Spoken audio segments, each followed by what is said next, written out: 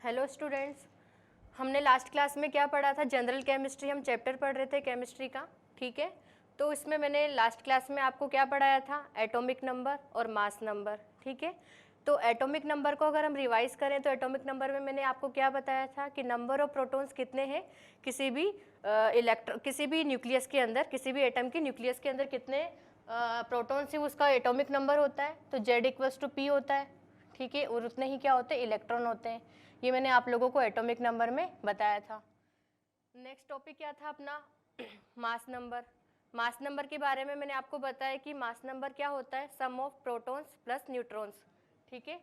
तो जो आपका मास नंबर है ये होता है प्रोटॉन्स एंड न्यूट्रॉन्स का सम, ठीक है। इसको हम कैपिटल ए से डिनोट करते हैं मास नंबर को। और एटॉमिक नंबर क्या होता है? कैपिटल Z होता है, ठीक है। ये हमने लास्ट क्लास में स्टडी किया था।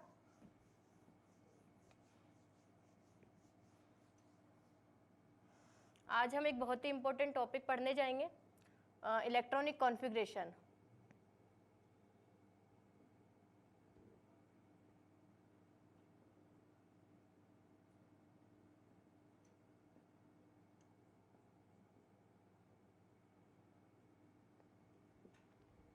इलेक्ट्रॉनिक कॉन्फ़िगरेशन, तो देखो इलेक्ट्रॉनिक कॉन्फ़िगरेशन होता क्या है? मैंने आप लोगों को पढ़ाया कि कोई भी एटम है तो एटम के 3 फंडामेंटल पार्टिकल्स होते हैं। 2 पार्टिकल्स प्रोटॉन्स और न्यूट्रॉन्स कहाँ पर होते हैं? न्यूक्लियस में होते हैं।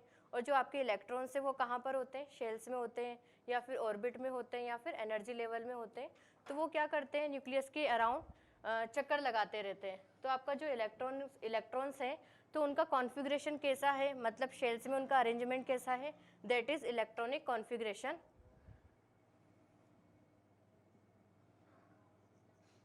इसकी हम डेफिनेशन लिखेंगे।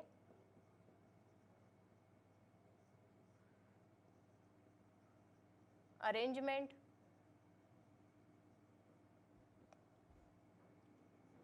ऑफ इलेक्ट्रॉन्स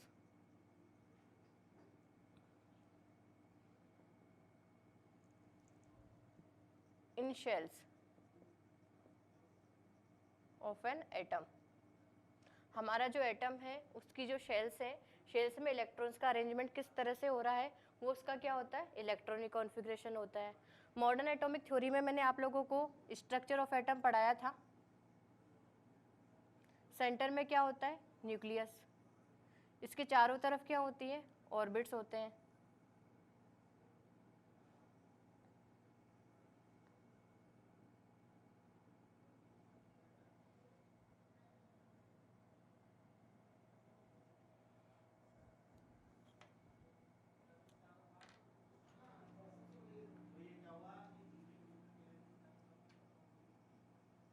ये आपका न्यूक्लियस है,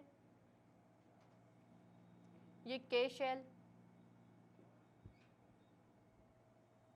this is L shell, M, और ये एन शेल। तो न्यूक्लियस के चारों तरफ जो शेल्स हैं उनको हमने क्या किया? नंबरिंग दी हुई है। फर्स्ट वाले शेल को हम के बोलते हैं, सेकंड वाले को एल बोलते हैं, थर्ड को एम, और फोर्थ वाली जो है वो क्या है? एन शेल है, ठीक है। तो इलेक्ट्रॉन्स का अरेंजमेंट कहाँ पर होगा? इन शेल्स में होगा, ठीक है। तो इलेक्ट्रॉन्स का अरेंजमेंट हम कैसे करते हैं उसके लिए एक स्कीम आती है। बोहरबरी 2 साइंटिस्ट थे, उन्होंने अपनी एक स्कीम दी इलेक्ट्रॉन्स का कॉन्फ़िगरेशन बताने के लिए।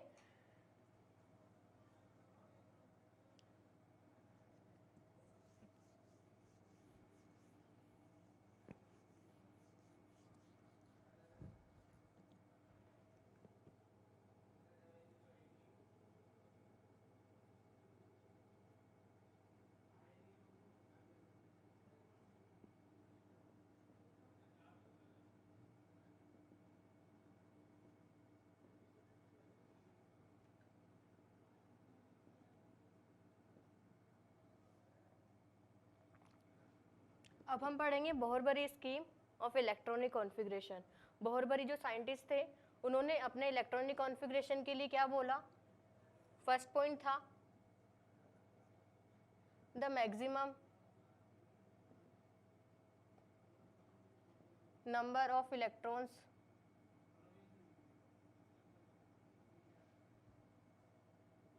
in a particular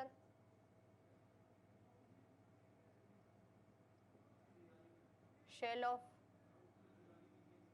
an atom.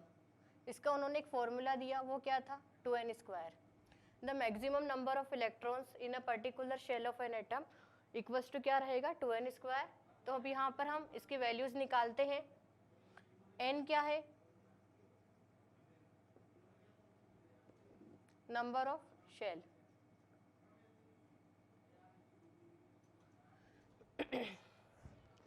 तो हम देखते हैं एट फर्स्ट के शेल के लिए,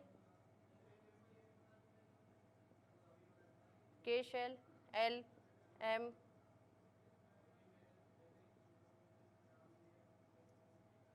के शेल के लिए n इक्वल्स टू कितना होता है, 1।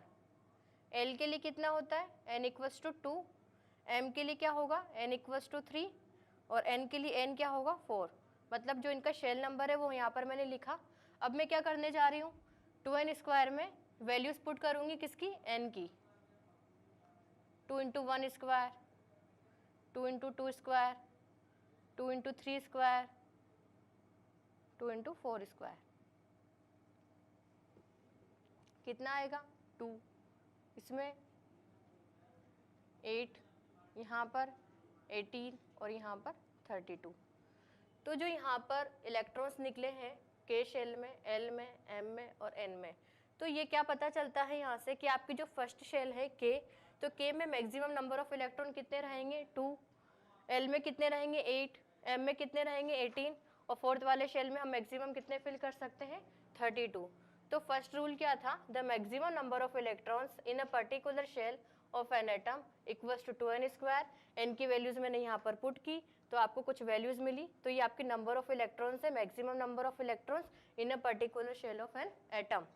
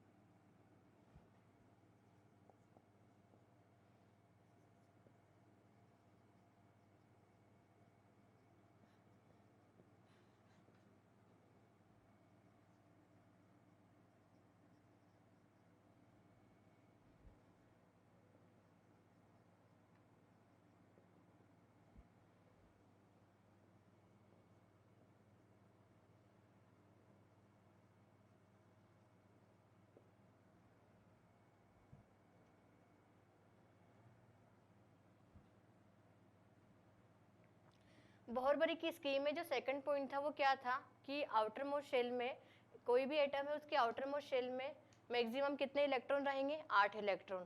जबकि उसकी कैपेसिटी ज़्यादा हो फिर भी हम कितने इलेक्ट्रॉन फिल करेंगे, 8 इलेक्ट्रॉन्स। ठीक है।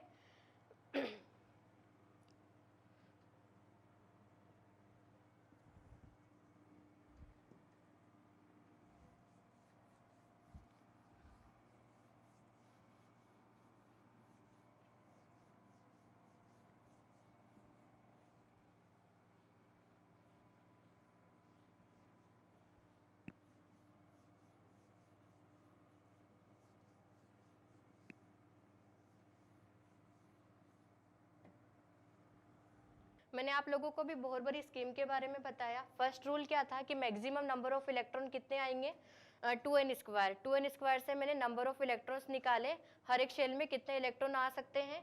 तो फर्स्ट वाला शेल आपका जो के शेल है उसमें कितने इलेक्ट्रॉन्स आते हैं, 2।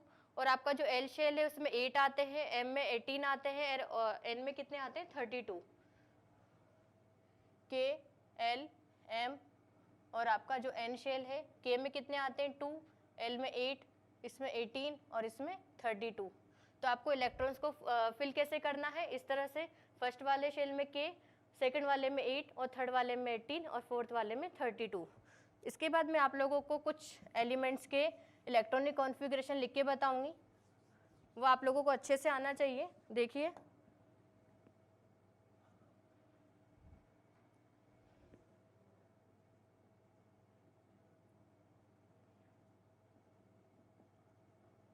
Electronic configuration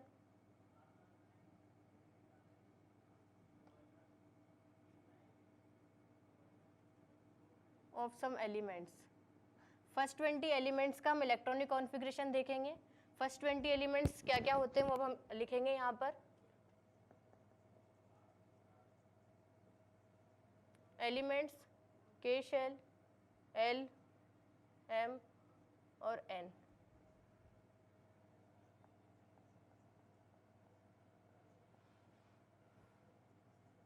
hydrogen,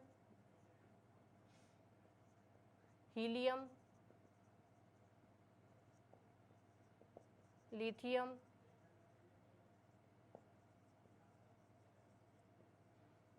beryllium,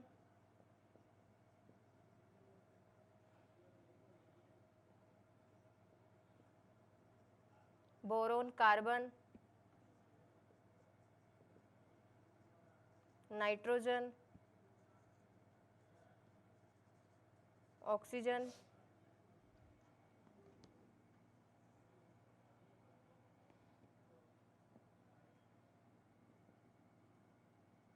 fluorine, neon, sodium, magnesium,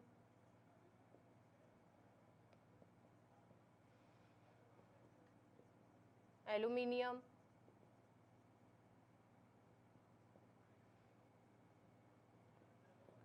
silicon, phosphorus,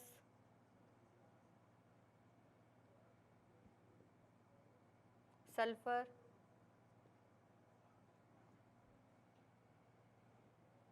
chlorine, argon,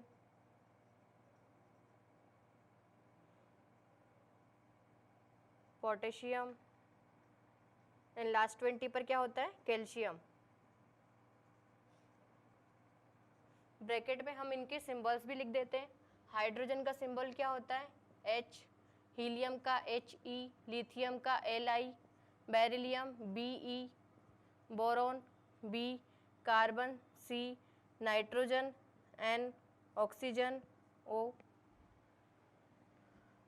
fluorine F, neon Ne, sodium Na, magnesium Mg, aluminium Al, silicon Si, phosphorus का होता है P, sulphur S, chlorine Cl, argon Ar, potassium का होता है K, calcium होता है Ca। Bracket में मैंने इनके सिंबल्स लिख दिए, ठीक है। अब यहाँ पर हम अरेंजमेंट देखेंगे इलेक्ट्रॉन्स का डिफरेंट शेल्स में, K, L, M और N।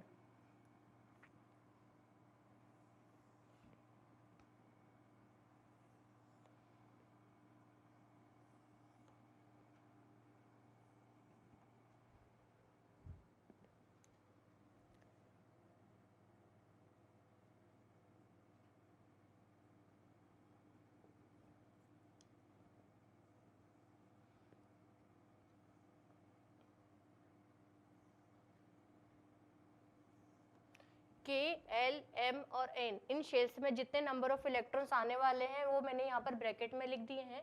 आपका जो हाइड्रोजन है उसका एटॉमिक नंबर कितना होता है? 1। तो एटॉमिक नंबर जितना होता है उतने ही क्या होते हैं? नंबर ऑफ प्रोटॉन्स होते हैं और उतने ही क्या होते हैं? आपके इलेक्ट्रॉन्स होते हैं, ठीक है। तो हाइड्रोजन के पास 1 इलेक्ट्रॉन है, तो K शेल में सबसे पहले इसका इलेक्ट्रॉन फिल होगा, ठीक है। तो 1 इलेक्ट्रॉन मैंने यहाँ पर फिल कर दिया। अब हीलियम है, हीलियम के पास कितने इलेक्ट्रॉन्स? 2 इलेक्ट्रॉन्स होते हैं, 2 इलेक्ट्रॉन को मैं यहाँ पर फिल करूँगी, ठीक है। लिथियम के पास 3 इलेक्ट्रॉन होते हैं, तो 2 यहाँ पर आ जाएंगे और 1 इलेक्ट्रॉन किस में चला जाएगा? L में, ठीक है। बेरिलियम Be, इसके पास होते हैं 4 इलेक्ट्रॉन, 2 इलेक्ट्रॉन यहाँ पर फिल होंगे और 2 यहाँ पर फिल हो जाएंगे, ठीक है। बोरोन, इसके पास होते हैं 5 इलेक्ट्रॉन, 2 इलेक्ट्रॉन इसके K शेल में रहेंगे और 3 इलेक्ट्रॉन कहाँ पर रहेंगे? L शेल में, क्योंकि L शेल में मैक्सिमम कितने इलेक्ट्रॉन आ सकते हैं? 8 इलेक्ट्रॉन्स। कार्बन के पास 6 इलेक्ट्रॉन होते हैं, 2 इलेक्ट्रॉन मैंने के शेल में डाल दिए, ठीक है, बचे 4 इलेक्ट्रॉन। 4 इलेक्ट्रॉन को मैं कहाँ पर फिल करूँगी, एल शेल में। नाइट्रोजन, नाइट्रोजन के पास होते हैं 7 इलेक्ट्रॉन। 7 इलेक्ट्रॉन को हम कैसे अरेंजमेंट करेंगे इनका, 2 इलेक्ट्रॉन के शेल में आएंगे, बाकी के 5 इलेक्ट्रॉन कहाँ पर आएंगे, एल शेल में। ऑक्सीजन, इसके पास होते हैं 8 इलेक्ट्रॉन्स, 2 यहाँ पर और 6 कहाँ पर, एल शेल में। अब देखिए फ्लोरीन का, फ्लोरीन के पास होते हैं 9 इलेक्ट्रॉन्स, 2 इलेक्ट्रॉन कहाँ पर आएंगे, के शेल में, ठीक है, बाकी के 7 इलेक्ट्रॉन्स कहाँ पर फिल होंगे, एल शेल में, ठीक है। नियोन, 2 इलेक्ट्रॉन के शेल में, बाकी के 8 इलेक्ट्रॉन कहाँ पर फिल होते हैं, एल शेल में। अब नंबर आता है सोडियम का, ठीक है। अब आप देख सकते हैं आपका जो एल शेल है वो कम्प्लीटली फिल हो चुका है, क्योंकि इसमें मैक्सिमम 8 इलेक्ट्रॉन आ सकते हैं, 8 इलेक्ट्रॉन नियोन तक फिल हो चुके हैं। देन अब किसका नंबर आता है, सोडियम का, तो 2 इलेक्ट्रॉन तो किस में जाएंगे, के शेल में, 8 इलेक्ट्रॉन कहाँ पर जाएंगे, एल शेल में। अब ये कितने हो गए, 10 इलेक्ट्रॉन, बाकी का 1 इलेक्ट्रॉन कहाँ पर फिल होता है, एम में, 2 8 2। मैग्नीशियम के बाकी के 2 इलेक्ट्रॉन कहाँ पर जाएंगे, एम में। एल्यूमिनियम 2 8 एंड 3, ठीक है। तो एम में अगर मैक्सिमम 18 इलेक्ट्रॉन फिल हो सकते हैं, तो अभी हम इसको क्या करेंगे, पूरा फिल करेंगे। 2 8 3, 2 8 4, 2 8 5, 2 8 6, 2 8 7, 2 8 8। आर्गन तक हमने क्या करे, इलेक्ट्रॉन्स को फिल किया, यहाँ पर 2 किस में आए, के में, और एल में कितने इलेक्ट्रॉन्स आए, 8 इलेक्ट्रॉन्स। एम में कितने इलेक्ट्रॉन्स फिल करे मैंने, 8। आर्गन के पास कितने इलेक्ट्रॉन्स होते हैं, 18, 8 + 8 16 + 2 18, ठीक है। आपके आर्गन तक इलेक्ट्रॉनिक कॉन्फ़िगरेशन कंप्लीट हो चुका है। नेक्स्ट नंबर आता है पोटेशियम का, ठीक है। तो पोटेशियम में हम क्या करेंगे, ये आप लोगों को अच्छे से याद रखना है।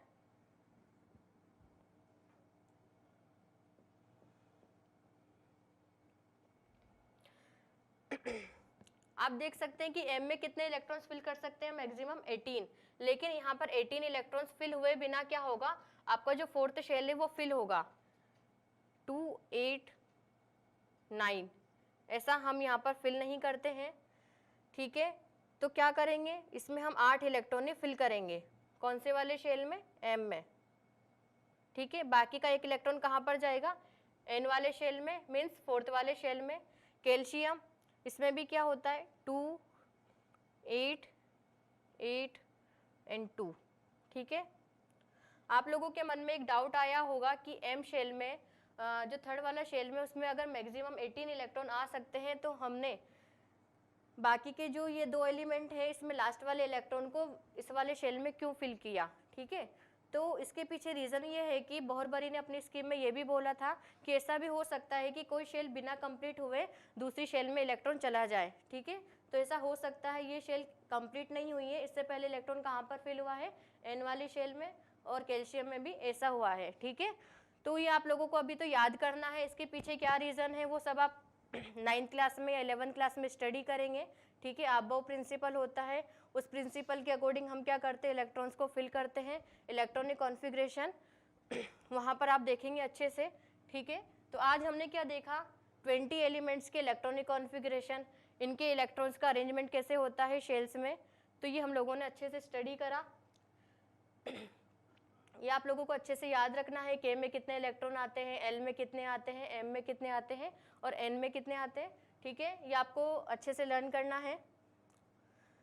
बाकी का इलेक्ट्रॉनिक कॉन्फ़िगरेशन का पार्ट हम नेक्स्ट क्लास में स्टडी करेंगे। Thank you.